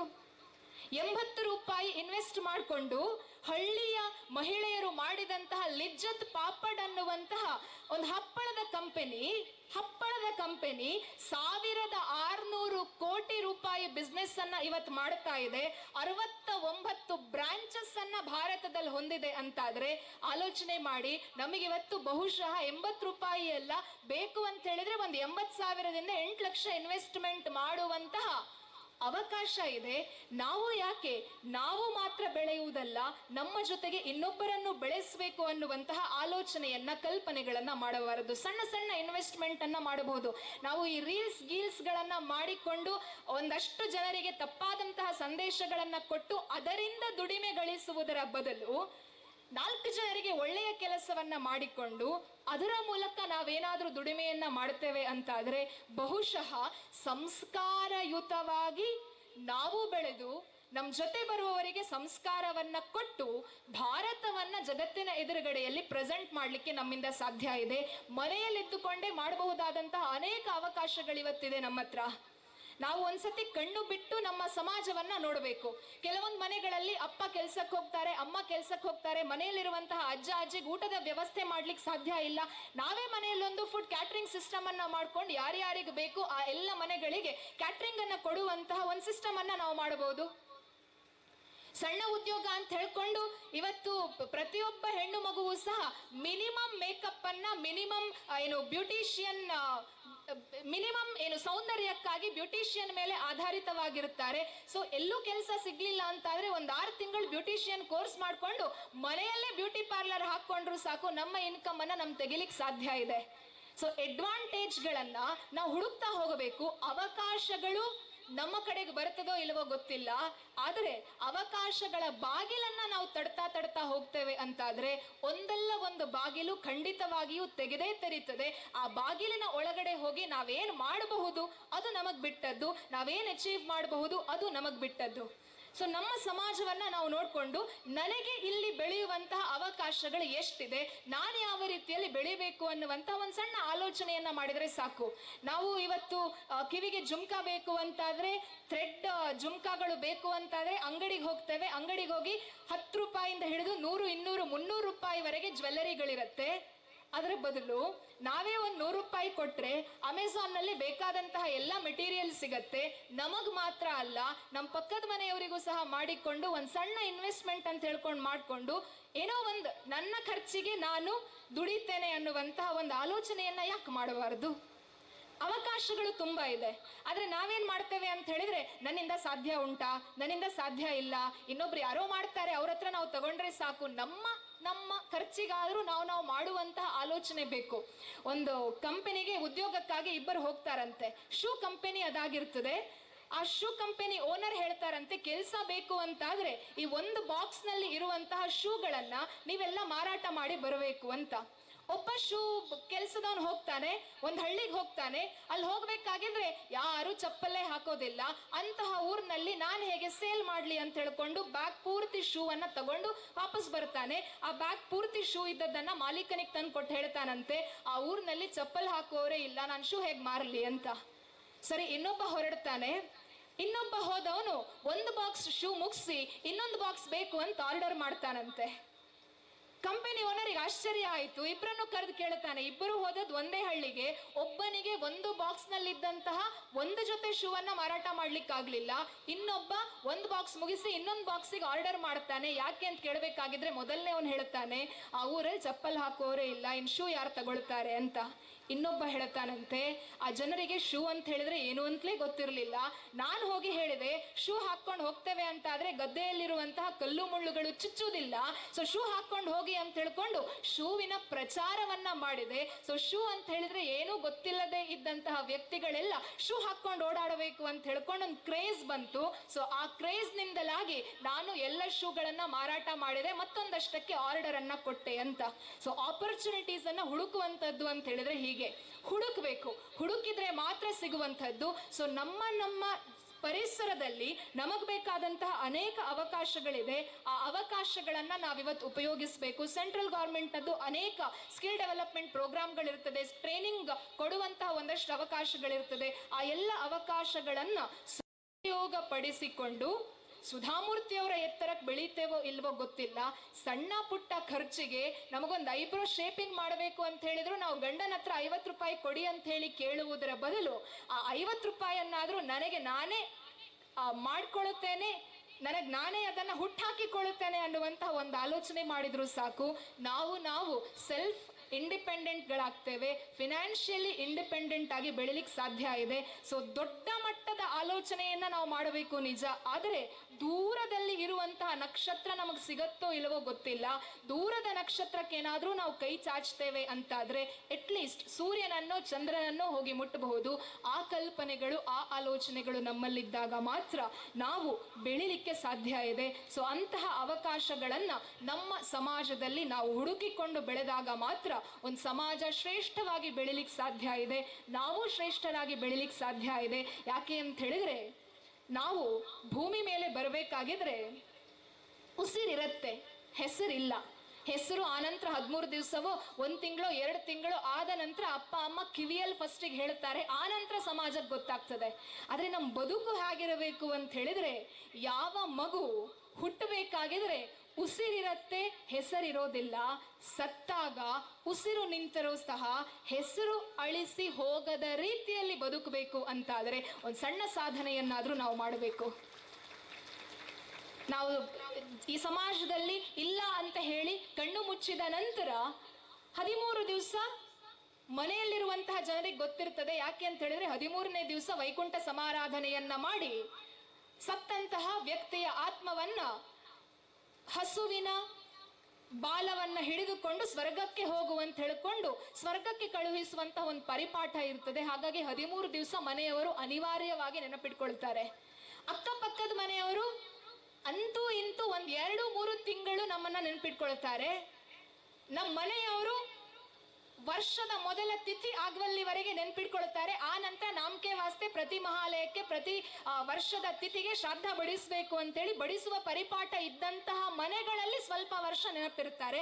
ಅದು ಪರಿಪಾಠ ಇಲ್ಲದೆ ಇರುವವರಲ್ಲಿ ಅವರು ಯಾರೋ ನಾವ್ಯಾರೋ ಅಂತಾಗಿರ್ತೇವೆ. ಆದ್ರೆ ಆಲೋಚನೆ ಮಾಡಿ, ಇವತ್ತು ನಮಗ್ ಸುಧಾಮೂರ್ತಿ ಗೊತ್ತಿದ್ದಾರೆ, 100 ವರ್ಷಗಳ ನಂತರವೂ ಸಮಾಜದಲ್ಲಿ ಸುಧಾಮೂರ್ತಿ ಇರ್ತಾರೆ, 200 ವರ್ಷಗಳ ನಂತರವೂ ಸಹ ಸಮಾಜದಲ್ಲಿ ಸುಧಾಮೂರ್ತಿ ಇರ್ತಾರೆ ಅಂತಾದ್ರೆ ಅದಕ್ಕೆ ಕಾರಣ ಕೈಯಲ್ಲಿ ಏನಿಲ್ಲದೆ ಇದ್ದರೂ ಸಹ ಇದ್ದದ್ದನ್ನ ಗಂಡನಿಗೆ ಕೊಟ್ಟು ಇನ್ಫೋಸಿಸ್ ಅನ್ನುವಂತಹ ಸಾಮ್ರಾಜ್ಯವನ್ನ ಹುಟ್ಟು ಹಾಕಿದ್ದು. ಸೊ ನಮಗೂ ಸಹ ಆ ರೀತಿಯಲ್ಲಿ ಅಟ್ಲೀಸ್ಟ್ 100 ವರ್ಷಗಳವರೆಗಂತೂ ಅಲ್ಲದೆ ಇದ್ರು ಸತ್ತ ನಂತರ 10 ವರ್ಷಗಳಾದ್ರೂ ಚಲಾವಣೆಯಲ್ಲಿರುವಂತಹ ಹೆಸರು ನಮ್ಮದು ಆಗಬೇಕು ಅಂತಾದರೆ ಜೀವನದಲ್ಲಿ ಸಾಧನೆ ಮಾಡುವಂತಹದ್ದು ಅತಿ ಅವಶ್ಯಕ. ಅಂತಹ ಸಾಧನೆಯನ್ನ ಮಾಡುವುದಕ್ಕೆ ಸಮಾಜದಲ್ಲಿ ಅವಕಾಶಗಳು ತುಂಬಾ ಇದೆ, ಸರಕಾರಗಳು ಅವಕಾಶ ಕೊಡ್ತಾ ಇದೆ. ಆ ಅವಕಾಶಗಳನ್ನ ಉಪಯೋಗಿಸಿಕೊಂಡು ಯಾವ ರೀತಿಯಲ್ಲಿ ನಾವು ಬೆಳೀತೇವೆ ಅನ್ನುವುದನ್ನ ನಾವೇ ನಿರ್ಧಾರ ಮಾಡಬೇಕಾಗಿದೆ. ಇನ್ನು ಮಹಿಳಾ ಶಿಕ್ಷಣ, ನಮ್ಮ ಗಾದೆ ಮಾತುಗಳಾಗಿರಬಹುದು, ವೇದದ ಮಾತುಗಳಾಗಿರಬಹುದು, ಅದು ವೇದ ಆಗಿರಲಿ ಗಾದೆ ಆಗಿರಲಿ ಯಾವುದು ಸುಳ್ಳಾಗ್ಲಿಕ್ಕೆ ಸಾಧ್ಯ ಇಲ್ಲ. ಎಲ್ಲೂ ಸಹ ನಮ್ಮ ಹಿರಿಯರು ಗಂಡೊಂದು ಕಲಿತರೆ ಶಾಲೆಯೊಂದು ತೆರೆದಂತೆ ಅಂತ ಹೇಳಿದಂತಹ ಇತಿಹಾಸವೇ ಇಲ್ಲ, ಇನ್ನು ಮುಂದಕ್ಕೆ ಹೇಳೋದು ಇಲ್ಲ. ಹೇಳುವಂತಹದ್ದು ಹೆಣ್ಣೊಂದು ಕಲಿತರೆ ಶಾಲೆಯೊಂದು ತೆರೆದಂತೆ. ನಮ್ಮ ಹಳ್ಳಿ ಮನೆಗಳಲ್ಲಿ ನೋಡಿ, ಗಂಡ ಕುಡುಕ ಇರಬಹುದು, ಗಂಡ ಆತ ಮಹಾ ಟಪೋರ ಇರಬಹುದು, ಮಹಾ ಮೂರ್ಖನೇ ಆಗಿರಬಹುದು, ಅಮ್ಮ ಸರಿ ಇದ್ದಾಳೆ ಅಂತಾದ್ರೆ ಮಗ ದಾರಿ ತಪ್ಪುದಿಲ್ಲ. ಅಪ್ಪ ಎಷ್ಟೇ ಸರಿ ಇದ್ರು ಅಮ್ಮ ಮೂರ್ಖ ಆಗ್ತಾಳೆ ಅಂತಾದ್ರೆ, ಅಮ್ಮ ಕೆಟ್ಟವಳಾಗ್ತಾಳೆ ಅಂತಾದ್ರೆ, ಅಮ್ಮ ಹಠಮಾರಿ ಆಗ್ತಾಳೆ ಅಂತಾದ್ರೆ ಆ ಮಗು ಸಮಾಜಕ್ಕೆ ಒಳಿತನ್ನ ಮಾಡುವುದಕ್ಕೆ ಸಾಧ್ಯವೇ ಇಲ್ಲ. ಆಲೋಚನೆ ಮಾಡಬೇಕಾಗಿದೆ. ಇಲ್ಲಿ ಶಿಕ್ಷಣ ಅಂತ ಹೇಳಿದ್ರೆ ಆಧುನಿಕವಾಗಿ ನಾವೇನ್ ಹೇಳ್ತೇವಲ್ಲ ಎಜುಕೇಶನ್, ಅದಲ್ಲ. ನಾಗರಿಕರಾಗಿ ಬದುಕುವುದಕ್ಕೂ ಎಜುಕೇಟೆಡ್ಸ್ ಆಗಿ ಬದುಕುವುದಕ್ಕೂ ವ್ಯತ್ಯಾಸ ಇದೆ. ABCD ಕಲಿತಂತಹ ಒಬ್ಬ ಮಗ ಬಾಂಬನ್ನ ಇಡುವಂತಹ ಭಯೋತ್ಪಾದಕ ಆಗಬಹುದು. ಆದರೆ ಯಾವ ಅಮ್ಮ ಬೆಳಗಾಗಿ ನಾನೆದ್ದು ಯಾರ್ಯಾರ ನೆನೆಯಲಿ ಎಳ್ಳು ಜೀರಿಗೆ ಬೆಳೆಯೋಳ ಭೂತಾಯಿ ಎದ್ದೊಂದುಗಳಿಗೆ ನೆನೆದೇನ ಅನ್ನುವಂತಹ ಶಿಕ್ಷಣವನ್ನ ಕೊಡ್ತಾಳೆ, ಆ ಮನೆಯಿಂದ ಬಂದಂತಹ ಮಗು ಯಾವತ್ತೂ ಸಹ ಭಯೋತ್ಪಾದಕ ಆಗ್ಲಿಕ್ಕೆ ಸಾಧ್ಯವೇ ಇಲ್ಲ, ದೇಶದ್ರೋಹಿ ಆಗ್ಲಿಕ್ಕೆ ಸಾಧ್ಯ ಇಲ್ಲ. ಶಿಕ್ಷಣ ಅಂತ ಹೇಳಿದ್ರೆ ಹೇಗಿರಬೇಕು ಅನ್ನುವುದಕ್ಕೆ ಭಾರತೀಯ ತಾಯಂದಿರ ಉದಾಹರಣೆಯನ್ನ ಅತ್ಯಂತ ಶ್ರೇಷ್ಠವಾದಂತಹ ರೀತಿಯಲ್ಲಿ ನಾವು ಕೊಡಬೇಕು. ಇವತ್ತಿಲ್ಲಿ ಬಂದಿರುವಂತಹ ತಾಯಂದಿರ ಕೈಯಲ್ಲಿ ಡಿಗ್ರಿ ಇದ್ದಿರಲಿಕ್ಕಿಲ್ಲ, SSLC ಸರ್ಟಿಫಿಕೇಟು ಇದ್ದಿರಲಿಕ್ಕಿಲ್ಲ, ಆದರೆ ಸಮಾಜದಲ್ಲಿ ನಾಗರಿಕರಾಗಿ ಶಿಕ್ಷಣವಂತರಾಗಿ ಬೆಳೆಯುವಂತಹದ್ದು ಅನಿವಾರ್ಯತೆ ಇದೆಯೇ ಹೊರತು ಡಬಲ್ ಡಿಗ್ರಿ ಇಟ್ಕೊಂಡು ಪಕ್ಕದ ಮನೆಯಲ್ಲಿ ಏನಾಗ್ತಾ ಇದೆ, ಪಕ್ಕದ ಮನೆಯವರ ಕಷ್ಟಕ್ಕೆ ಸ್ಪಂದಿಸುವಂತಹ ಮನಸ್ಸು ನಮಗಿಲ್ಲ ಅಂತಾದ್ರೆ ಆ ಡಬಲ್ ಡಿಗ್ರಿ ಇದ್ರೆ ಪ್ರಯೋಜನ ಏನು, PhD ಇದ್ರೆ ಪ್ರಯೋಜನ ಏನು? ಬದುಕಿನಲ್ಲಿ ಮಾರ್ಕ್ಸ್ ಕಾರ್ಡ್ಸ್ ಆರ್ ಇಂಪಾರ್ಟೆಂಟ್ ಅಲ್ಲ ಅಂತ ನಾನು ಹೇಳೋದಿಲ್ಲ. ಮಾರ್ಕ್ಸ್ ಕಾರ್ಡ್ ಬೇಕಾಗಿರುವಂತಹದ್ದು ಯಾವುದೋ ಒಂದು ಕಂಪನಿಗೆ ಹೋಗಿ ನಮ್ಮ ಹೊಟ್ಟೆಯನ್ನ ತುಂಬಿಸಿಕೊಳ್ಳುವುದಕ್ಕೆ ಮಾತ್ರವೇ ಹೊರತು ಬದುಕಿನಲ್ಲಿ ಬೇಕಾಗಿರುವಂತಹದ್ದು ವ್ಯಕ್ತಿತ್ವ ಅನ್ನುವಂತಹ ಶಿಕ್ಷಣ. ಆ ಶಿಕ್ಷಣವನ್ನ ಶಾಲಾ ಕಾಲೇಜುಗಳು ಏನೋ ಒಂದಷ್ಟರ ಮಟ್ಟಿಗೆ ಕೊಡಬಹುದಷ್ಟೇ ಹೊರತು ಅದನ್ನ ಕೊಡಬೇಕಾದವಳು ಮನೆಯ ಒಳಗಡೆ ಇರುವಂತಹ ಅಮ್ಮ ABCD ಈ ಮಗುವಿಗೆ ಹೇಳಿಕೊಡಬೇಕು ಅಂತಿಲ್ಲ. ಬೇಸಿಕ್ ಆಗಿರುವಂತಹ ಸಂಸ್ಕಾರ ಅನ್ನುವಂತಹ ಶಿಕ್ಷಣವನ್ನ ಕೊಟ್ರೆ ಸಾಕು, ಭಾರತ ಬೆಳಗ್ಲಿಕ್ಕೆ ಸಾಧ್ಯ ಇದೆ. ಇವತ್ತು ನಮ್ಗೆ ನಿಮ್ಮ ಪಕ್ಕದಲ್ಲೇ ಇರುವಂತಹ ಶಿವಾಜಿ ಮಹಾರಾಜ್, ನಾವ್ ಯಾರು ನೋಡೇ ಇಲ್ಲ ಆ ವ್ಯಕ್ತಿಯನ್ನ, ಆ ವ್ಯಕ್ತಿಯ ಸಾಧನೆಯನ್ನ, ಆ ವ್ಯಕ್ತಿಯ ಇತಿಹಾಸವನ್ನ ಓದಬೇಕಾಗಿದ್ರೆ ನಮ್ಮ ಮನೆಯಲ್ಲೂ ಸಹ ಅಂತಹ ಒಬ್ಬ ಮಗ ಹುಟ್ಟಬಾರದ ಅನ್ನುವಂತಹ ಆಲೋಚನೆಗಳು ಕಲ್ಪನೆಗಳು ಬರುತ್ತೆ. ಆದ್ರೆ ಶಿವಾಜಿ ಮಹಾರಾಜ್ ಅಂತ ಹೇಳಬೇಕಾಗಿದ್ರೆ ನಮಗೆ ನೆನಪಿಗೆ ಬರುವಂತಹದ್ದು ಜೀಜಾಬಾಯಿಯೇ ಹೊರತು ಶಹಾಜಿ ರಾಜೇ ಭೋಸ್ಲೆ ಅಲ್ಲ. ಯಾಕೆ ಅಂತ ಹೇಳಿದ್ರೆ ಅದರ ಹಿಂದ್ಗಡೆ ಇದ್ದದ್ದು ಅಮ್ಮ ತುತ್ತನ್ನ ನೀಡಬೇಕಾಗಿದ್ರೆ ಕೊಟ್ಟಂತಹ ಶಿಕ್ಷಣ. ಅಮ್ಮನೇ ಸ್ವತಃ ಶಸ್ತ್ರಶಾಸ್ತ್ರ ಪಾರಂಗತೆ, ಅಪ್ಪನ ಹತ್ತಿರ ಆ ಮಗು ಬೆಳೀಲೇ ಇಲ್ಲ. ಅಮ್ಮನ ಹತ್ತಿರ ಬೆಳೆದಂತಹ ಮಗು ಅಮ್ಮನಿಂದ ಪಡೆದಂತಹ ಶಿಕ್ಷಣದಿಂದ ಇವತ್ತಿಗೂ ಸಹ ಭಾರತದ ಪ್ರತಿಯೊಬ್ಬ ವ್ಯಕ್ತಿಗೂ ಸಹ ಆ ವ್ಯಕ್ತಿಯನ್ನ ನೋಡಲೇ ಇಲ್ಲದೆ ಇದ್ದರೂ ಶಿವಾಜಿ ಮಹಾರಾಜ್ ಅಂತ ಹೇಳಬೇಕಾಗಿದ್ರೆ ಒಂದು ಕಲ್ಪನೆ ಮೂಡ್ತದೆ, ಮನಸ್ಸಿನಲ್ಲಿ ಹೆಮ್ಮೆ ಅಂತ ಅನ್ನಿಸ್ತದೆ ಅಂತ ಹೇಳಿದ್ರೆ ಅದಕ್ಕೆ ಕಾರಣವಾಗಿ ನಿಂತದ್ದು ಅಮ್ಮ ಕೊಟ್ಟಂತಹ ಶಿಕ್ಷಣ, ಜೀಜಾಬಾಯಿ ಕೊಟ್ಟಂತಹ ಶಿಕ್ಷಣ. ಸ್ವಾಮಿ ವಿವೇಕಾನಂದರ 160-170 ವರ್ಷಗಳ ಜನ್ಮದ 170 ವರ್ಷಗಳ ನಂತರವೂ ಸಹ ಕೇವಲ ಭಾರತ ಅಲ್ಲ, ಅಮೆರಿಕಾದ ಜನರು ಯುವಕರಿಗೊಂದು ಆದರ್ಶನ ಬೇಕು ಅಂತ ಹೇಳಿದ್ರೆ ಭಾರತವನ್ನ ನೋಡ್ತಾರೆ ಅಂತಾದ್ರೆ ನಾವು ಸಾಮಾನ್ಯ ನರೇಂದ್ರನಾಥ ದತ್ತನನ್ನ ಸ್ವಾಮಿ ವಿವೇಕಾನಂದರನ್ನಾಗಿ ಮಾಡಿದ್ದು ಯಾರು ಅಂತ ಕೇಳಬೇಕಾಗಿದ್ರೆ ಅಪ್ಪಿ ತಪ್ಪಿಯೂ ವಿಶ್ವನಾಥ ದತ್ತರ ಹೆಸರನ್ನ ಹೇಳುವುದಿಲ್ಲ, ಬದಲಾಗಿ ಭುವನೇಶ್ವರಿ ದೇವಿಯವರ ಹೆಸರನ್ನ ಹೇಳುತ್ತೇವೆ. ಯಾಕೆ ಅಂತ ಹೇಳಿದ್ರೆ ಆ ವ್ಯಕ್ತಿ ಶಕ್ತಿಯಾಗಿ ಬದಲಾದದ್ದು ಅಮ್ಮ ನೀಡಿದಂತಹ ಶಿಕ್ಷಣದಿಂದ. ಹಾಗಾಗಿ ಅಮ್ಮನ ಶಿಕ್ಷಣ ಇದೆಯಲ್ವಾ, ಅಮ್ಮ ನೀಡುವಂತಹ ಸಂಸ್ಕಾರದ ಪಾಠ ಇದೆಯಲ್ವಾ, ಆ ಸಂಸ್ಕಾರದ ಪಾಠವನ್ನೇನಾದ್ರೂ ನಮ್ಮ ಮನೆ ಮಕ್ಕಳಿಗೆ ಕೊಡ್ತೇವೆ ಅಂತಾದ್ರೆ ಯಾರಿಗ್ ಗೊತ್ತು, ನಮ್ಮ ಮನೆಯ ತೊಟ್ಟಿಲಿನಿಂದಲೂ ಸಹ ಸ್ವಾಮಿ ವಿವೇಕಾನಂದ ಅಲ್ಲದೆ ಹೋದರೂ ವಿವೇಕಾನಂದರ ಆದರ್ಶದ ಅಡಿಯಲ್ಲಿ ಬದುಕುವಂತಹ ಮಕ್ಕಳನ್ನ ನಮ್ಗೆ ಕೊಡ್ಲಿಕ್ಕೆ ಸಾಧ್ಯ ಇರಬಹುದಲ್ವಾ. ಆ ನಿಟ್ಟಿನಲ್ಲಿ ನಾವು ಆಲೋಚನೆಯನ್ನ ಮಾಡಬೇಕಾದಂತಹ ಅಗತ್ಯ ಇದೆ. ಅದರರ್ಥ ನಮ್ಮ ಎಂಜಾಯ್ಮೆಂಟ್ಗಳನ್ನೆಲ್ಲ ಬಿಟ್ಟು ನಾವು ತ್ಯಾಗ ಮಾಡಬೇಕು ಅಂತಲ್ಲ. ಎಂತಹ ತ್ಯಾಗ ಮಾಡಬೇಕು ಅಂತ ಹೇಳಿದ್ರೆ, ಜಸ್ಟ್ ಇವತ್ತಿನಿಂದ ನಮ್ಮನೆ ಅಮ್ಮ ಬೆಳಗ್ಗೆ ಎದ್ದು ತನ್ನ ಬೆಡ್ಡಿನಲ್ಲಿರುವಂತಹ ಮೊಬೈಲ್ ಅನ್ನ ಸರ್ಚ್ ಮಾಡುವುದರ ಬದಲು ಆ ಮೊಬೈಲ್ ನಲ್ಲಿ ಬೆಳಗ್ಗೆ ನನಗೆ ಯಾರ್ಯಾರೆಲ್ಲ ಗುಡ್ ಮಾರ್ನಿಂಗ್ ಅಂತ ಕಳಿಸಿದ್ದಾರೆ ಅವರಿಗೆಲ್ಲ ರಿಪ್ಲೈ ಮಾಡಬೇಕು ಅನ್ನುವಂತಹ ತುಡಿತದ ಬದಲು ತನ್ನ ಜೊತೆಯಲ್ಲಿ ಬೆಡ್ಡಲ್ಲಿರುವಂತಹ ಮಗುವಿನ ಎದುರುಗಡೆಯಲ್ಲಿ ನೀವು ದಿನಕ್ಕೆ ಒಂದು ಸಲ ಬೆಳಗ್ಗೆ ಎದ್ದು ನೀವು ಕುರ್ಲಾನ್ ಬೆಡ್ಡಲ್ಲೇ ಮಲಗಿ ಚಾಪೆಯಲ್ಲೇ ಮಲಗಿ ಎದ್ದು ನಮ್ಮ ಕಾಲನ್ನ ನೆಲಕ್ಕೆ ಇಡುವುದಕ್ಕಿಂತ ಮುಂಚೆ ಒಂದು ಸಲ ಆ ಮಗುವಿನ ಎದುರಿನಲ್ಲಿ ನೆಲವನ್ನ ಮುಟ್ಟಿ ನಮಸ್ಕಾರ ಮಾಡ್ತೀರಿ ಅಂತಾದ್ರೆ ಆ ಒಂದು ಶಿಕ್ಷಣ ಸಾಕು, ನಿಮ್ಮ ಮನೆಯ ಮಗು ಅದನ್ನ ಮುಂದಿನ ಪೀಳಿಗೆಗೆ ಕೊಡ್ಲಿಕ್ಕೆ ಸಾಧ್ಯ ಇದೆ. ಸೊ ಯಾವುದು ಬೇಕು ಅನ್ನುವುದರ ಅರಿವು ನಮಗಿರಬೇಕು. ಬಟ್ಟಲ್ನಲ್ಲಿ ಹಾಕೊಂಡು ಅನ್ನವನ್ನ ಮಗು ನನಗೆ ಬೇಡ ಅಂತ ಹೇಳಿದ್ರೆ ಸರಿ ಅದನ್ನ ಸಿಂಕಿಗೆ ಹಾಕು ಅಂತ ಹೇಳ್ತೇವೆ. ಆದ್ರೆ ನಮ್ಮ ಹಿಂದಿನ ತಾಯಂದಿರು ಎಂತಹ ಆಲೋಚನೆಯನ್ನ ಮಾಡಿದ್ರು ಅಂತ ಹೇಳಿದ್ರೆ ತಿನ್ಲಿಕ್ಕೆ ಕುಣ್ಲಿಕ್ಕೆ ಗತಿ ಇಲ್ಲದೆ ಇದ್ರೂ ತೊಂದರೆ ಇಲ್ಲ, ಅರ್ಧ ರೊಟ್ಟಿಯನ್ನ 4 ಜನ ಹಂಚಿ ತಿಂದ್ರೂ ತೊಂದರೆ ಇಲ್ಲ. ಅನ್ನಪೂರ್ಣೆ ಸದಾಪೂರ್ಣೆ ಶಂಕರ ಪ್ರಾಣವಲ್ಲಭೆ ಜ್ಞಾನ ವೈರಾಗ್ಯ ಸಿದ್ಧಾರ್ಥಂ ಭಿಕ್ಷಾಂ ದೇಹೀಚ ಪಾರ್ವತಿ ಅಂತ ಹೇಳ್ಕೊಂಡು ತಟ್ಟೆಯಲ್ಲಿದ್ದದ್ದೊಂದು ತುಂಡು ರೊಟ್ಟಿ ಆದ್ರೂ ತೊಂದರೆ ಇಲ್ಲ, ಅದರಲ್ಲಿ ಸಾಕ್ಷಾತ್ ಪಾರ್ವತಿ ಇದ್ದಾಳೆ ಅನ್ನುವಂತಹ ಆಲೋಚನೆಯನ್ನ ಮಾಡಿ ಒಂದು ಶಿಕ್ಷಣವನ್ನ ಕೊಡ್ತಾಳಲ್ವಾ. ಅಂತಹ ಶಿಕ್ಷಣವನ್ನೇನಾದ್ರೂ ನಮ್ಮ ಮನೆ ಮಕ್ಕಳಿಗೆ ಕೊಡ್ತೇವೆ ಅಂತಾದ್ರೆ ನಮ್ಮ ಮನೆ ಮಕ್ಕಳು ಪಿಜ್ಜಾ ಬರ್ಗರ್ ತಿಂದು 30 ವರ್ಷಕ್ಕೆ ಮಂಡಿ ನೋವು ಸೊಂಟ ನೋವು ಅಂತ ಹೇಳ್ಕೊಂಡಿರಬೇಕಾದಂತಹ ಪರಿಸ್ಥಿತಿ ಬರುವುದಿಲ್ಲ. ಶಿಕ್ಷಣ ಕೊಡಬೇಕಾದದ್ದು ಅಮ್ಮ. ಸಾಯಂಕಾಲದ ಹೊತ್ತಿಗೆ ದೇವಸ್ಥಾನಕ್ಕೋ ಮಂದಿರಗಳಿಗೋ ಅಥವಾ ಮನೆಯಲ್ಲೋ 7 ಗಂಟೆ ಹೊತ್ತಿಗೋ 8 ಗಂಟೆ ಹೊತ್ತಿಗೋ ದೀಪವನ್ನ ಉರಿಸಿ ಮಕ್ಕಳಿಗೆ ಜ್ಞಾನದ ಪಾಠವನ್ನ ಅಮ್ಮ ಹೇಳಿಕೊಡಬೇಕಾಗಿತ್ತು. ABCD ಕೊಡಬೇಕು ಅಂತ ಹೇಳ್ಕೊಂಡು ಯಾರೂ ಆಶಿಸುವುದಿಲ್ಲ, ಅದನ್ನ ಕೊಡುವುದಕ್ಕೆ ಶಾಲೆಗಳಿವೆ. ಅಮ್ಮ ಒಂದು 10 ನಿಮಿಷ 15 ನಿಮಿಷ ದೇವರ ಎದುರಿನಲ್ಲಿ ಕುತ್ಕೊಂಡು ಮಕ್ಕಳಿಗೆ ಜ್ಞಾನದ ಬುತ್ತಿಯನ್ನ ಕಟ್ಟಿಕೊಡಬೇಕಾಗಿತ್ತು. ಆದ್ರೆ ಇವತ್ತು ನಮ್ಮಮ್ಮ 7 ಗಂಟೆಗೆ ತುಂಬಾ ಬ್ಯುಸಿ ಇದ್ದಾಳೆ, 8 ಗಂಟೆಗೆ ತುಂಬಾ ಬ್ಯುಸಿ ಇದ್ದಾಳೆ, ಬಹುಶಃ ರಾತ್ರಿ 11:30ವರೆಗೆ ಬ್ಯುಸಿ ಇದ್ಲು. ಏನೋ ಪುಣ್ಯಕ್ಕೆ ಬಿಗ್ ಬಾಸ್ ಮುಗ್ದಿದೆ, ಹಾಗಾಗಿ ಸ್ವಿಚ್ ಆಫ್ ಆಗತ್ತೋ ಏನೋ ಗೊತ್ತಿಲ್ಲ. ನಾವೇ ಗಂಡನನ್ನ ಹೇಗೆ ಮೋಸ ಮಾಡಬೇಕು ಅಂತ ಹೆಂಡತಿ ಮಾಡುವಂತಹ ಸೀರಿಯಲ್ಗಳನ್ನ ನಮ್ಮ ಮಕ್ಕಳಿಗೆ ತೋರಿಸ್ತೇವೆ. ಒಬ್ಬ ಹುಡುಗ 2 ಹೆಂಡತಿಯರನ್ನ ಹೇಗೆ ಮೇಂಟೈನ್ ಮಾಡಬಹುದು ಅನ್ನುವುದನ್ನ ಸೀರಿಯಲ್ಗಳ ಮೂಲಕ ತೋರಿಸ್ತೇವೆ. ಒಬ್ಬ ಸೊಸೆಗೆ ಅತ್ತೆಗೆ ಯಾವ ರೀತಿ ಎಲ್ಲ ಕಷ್ಟ ಕೊಡಬಹುದು ಅಂತ ಹೇಳ್ಕೊಂಡು ಸೀರಿಯಲ್ ಅನ್ನ ನಾವು ನಮ್ಮನೆ ಮಕ್ಕಳಿಗೆ ತೋರಿಸ್ತೇವೆ. ಒಬ್ಬ ಅತ್ತೆ ಸೊಸೆಯನ್ನ ಯಾವ ರೀತಿಯಲ್ಲೆಲ್ಲ ಟ್ರೀಟ್ ಮಾಡಬಹುದು ಅನ್ನುವಂತಹ ಸೀರಿಯಲ್ಗಳನ್ನ ನಾವು ತೋರಿಸ್ತೇವೆ. ಮತ್ತೆ ಎಕ್ಸ್ಪೆಕ್ಟ್ ಮಾಡ್ತೇವೆ ಮಗು 20 ವರ್ಷ 21 ವರ್ಷ ಆಗಿ ಮದುವೆ ಆದ ನಂತರ ನನ್ನ ಮಗಳಿಗೆ ಸುಖ ಬೇಕು, ನನ್ನ ಸೊಸೆ ನನ್ನನ್ನ ಚೆನ್ನಾಗಿ ನೋಡ್ಕೊಳ್ಬೇಕು ಅಂತ. ಸಾಧ್ಯ ಇದೆಯಾ?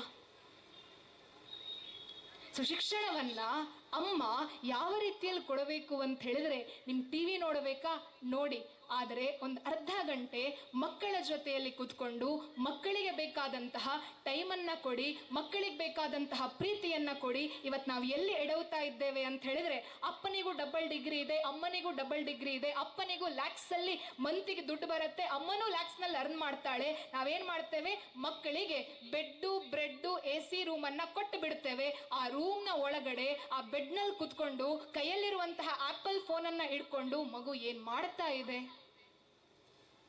ಗೊತ್ತಿಲ್ಲ.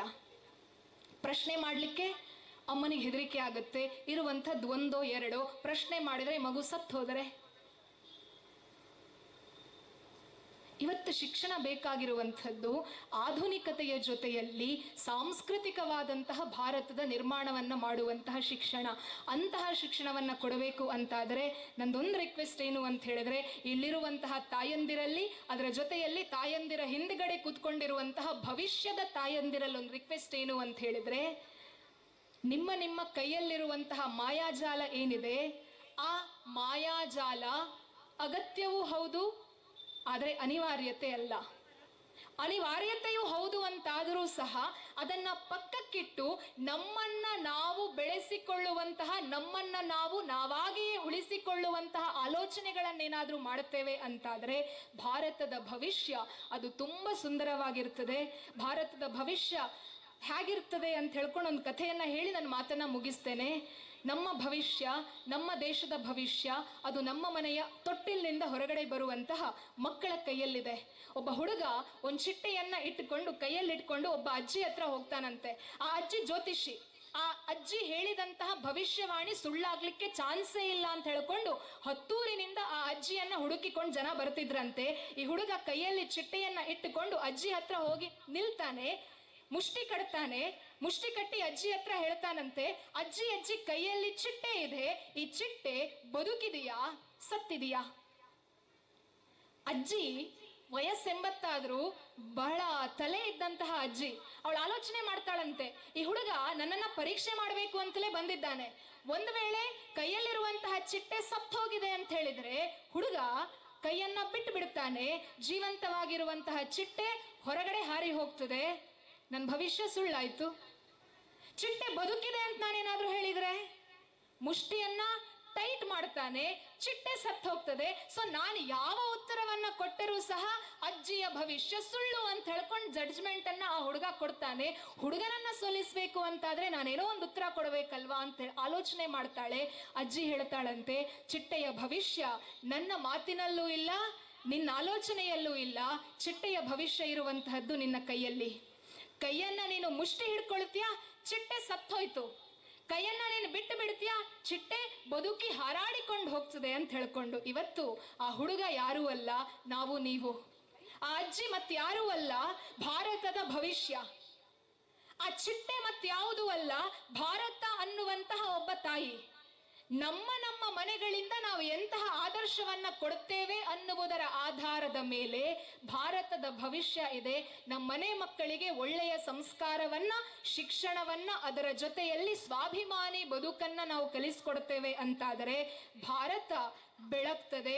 ಒಂದು ವೇಳೆ ನಮ್ಮ ಮನೆ ಮಕ್ಕಳಿಗೆ ನಮ್ಮ ಮನೆಯ ಸಂಸ್ಕೃತಿಯನ್ನು ಕೊಡುವುದಕ್ಕೆ ನಾವು ವಿಫಲರಾಗ್ತೇವೆ ಅಂತಾದರೆ ತಮ್ಮ ಮನೆಗಳನ್ನು ಮಾತ್ರ ಅಲ್ಲ, ದೇಶವನ್ನು ಮಾತ್ರ ಅಲ್ಲ, ಸಮಾಜವನ್ನ ಹಾಳು ಮಾಡುವಂತಹ ಮಕ್ಕಳು ಅಲ್ಲಿಂದ ಹೊರಗಡೆ ಬರ್ಲಿಕ್ಕೆ ಸಾಧ್ಯ ಇದೆ. ಸೊ ಆಲೋಚನೆ ಮಾಡಿ ಭಾರತದ ಭವಿಷ್ಯವನ್ನ ಅದ್ಭುತ ಭವಿಷ್ಯವನ್ನಾಗಿ ಮಾಡುವುದಕ್ಕಾಗಿ ನನ್ನ ಮನೆಯ ತೊಟ್ಟಿಲಿನ ಶಿಶುವಿಗೆ ನಾನು ಎಂತಹ ಸಂಸ್ಕಾರವನ್ನ ಕೊಡಬೇಕು, ನನ್ನ ಮಗ ದೇಶವನ್ನ ಬೆಳಗಿಸುವಂತಹ ಒಬ್ಬ ವ್ಯಕ್ತಿ ಆಗಬೇಕು, ಅಥವಾ ನನ್ನ ಮಗ ದೇಶದ್ರೋಹಿಯಾಗಿ 100 ವರ್ಷಗಳ ಕಾಲ ಇತಿಹಾಸದ ಪುಟದಲ್ಲಿ ತನ್ನ ಹೆಸರನ್ನ ಬರೆದಿಡುವಂತಹ ರಾಕ್ಷಸ ಆಗಬೇಕು ಅನ್ನುವ ಆಲೋಚನೆಯನ್ನ ನಾವೇ ಮಾಡಬೇಕಾಗಿದೆ. ಆ ನಿಟ್ಟಿನಲ್ಲಿ ಆ ಆಲೋಚನೆಯನ್ನ ಮಾಡಿಕೊಂಡು ಇಲ್ಲಿಂದ ಇಷ್ಟು ಜನ ಹೊರಗಡೆ ಹೋಗಬೇಕಾಗಿದ್ರೆ, ಎಸ್ ನಾನು ಬದಲಾಗ್ತೇನೆ, ಬದಲಾದಂತಹ ನನ್ನ ಮನೆಯಿಂದ ಒಂದು ಮಗುವನ್ನಾದ್ರೂ ಸಮಾಜದ ಉದ್ಧಾರಕ್ಕಾಗಿ ಒಳ್ಳೆಯ ನಾಗರಿಕನನ್ನಾಗಿ ಮಾಡಿಕೊಡ್ತೇನೆ ಅನ್ನುವಂತಹ ಪ್ರತಿಜ್ಞೆಯನ್ನ ಏನಾದ್ರೂ ನಾವು ಮಾಡುತ್ತೇವೆ ಅಂತಾದರೆ ಈ ಪ್ರದೇಶದಿಂದ, ಚಿಕ್ಕೋಡಿಯಿಂದ ಭಾರತವನ್ನು ಬೆಳಗುವಂತಹ ಚಿಕ್ಕ ಮಕ್ಕಳನ್ನು ಇವತ್ತು ನಾವು ಪ್ರೊಡ್ಯೂಸ್ ಮಾಡ್ತೇವೆ ಅಂತಾದರೆ ವಿಕಸಿತ ಭಾರತದ ಕನಸನ್ನು ಏನು ಪ್ರಧಾನಮಂತ್ರಿಯವರು ಇಟ್ಟಿದ್ದಾರೆ, ಸೊ ಭಾರತಕ್ಕೆ 100 ಆಗಬೇಕಾಗಿದ್ರೆ ಚಿಕ್ಕೋಡಿಯ ಚಿಕ್ಕ ಮಕ್ಕಳು ಯುವಕರಾಗಿರ್ತಾರೆ. ಆ ಯುವಕರು ಚಿಕ್ಕೋಡಿಯ ಮೂಲಕ ಭಾರತವನ್ನು ಬೆಳಗುವಂತಹ ಯುವ ಭಾರತೀಯರಾಗಲಿ ಅನ್ನುವಂತಹ ಆಶಯದೊಂದಿಗೆ ಮತ್ತೊಮ್ಮೆ ನಿಮಗೆಲ್ಲರಿಗೂ ಸಹ ಪ್ರೀತಿಪೂರ್ವಕವಾದಂತಹ ವಂದನೆಗಳನ್ನು ಸಲ್ಲಿಸ್ತಾ ನಮಸ್ತೆ.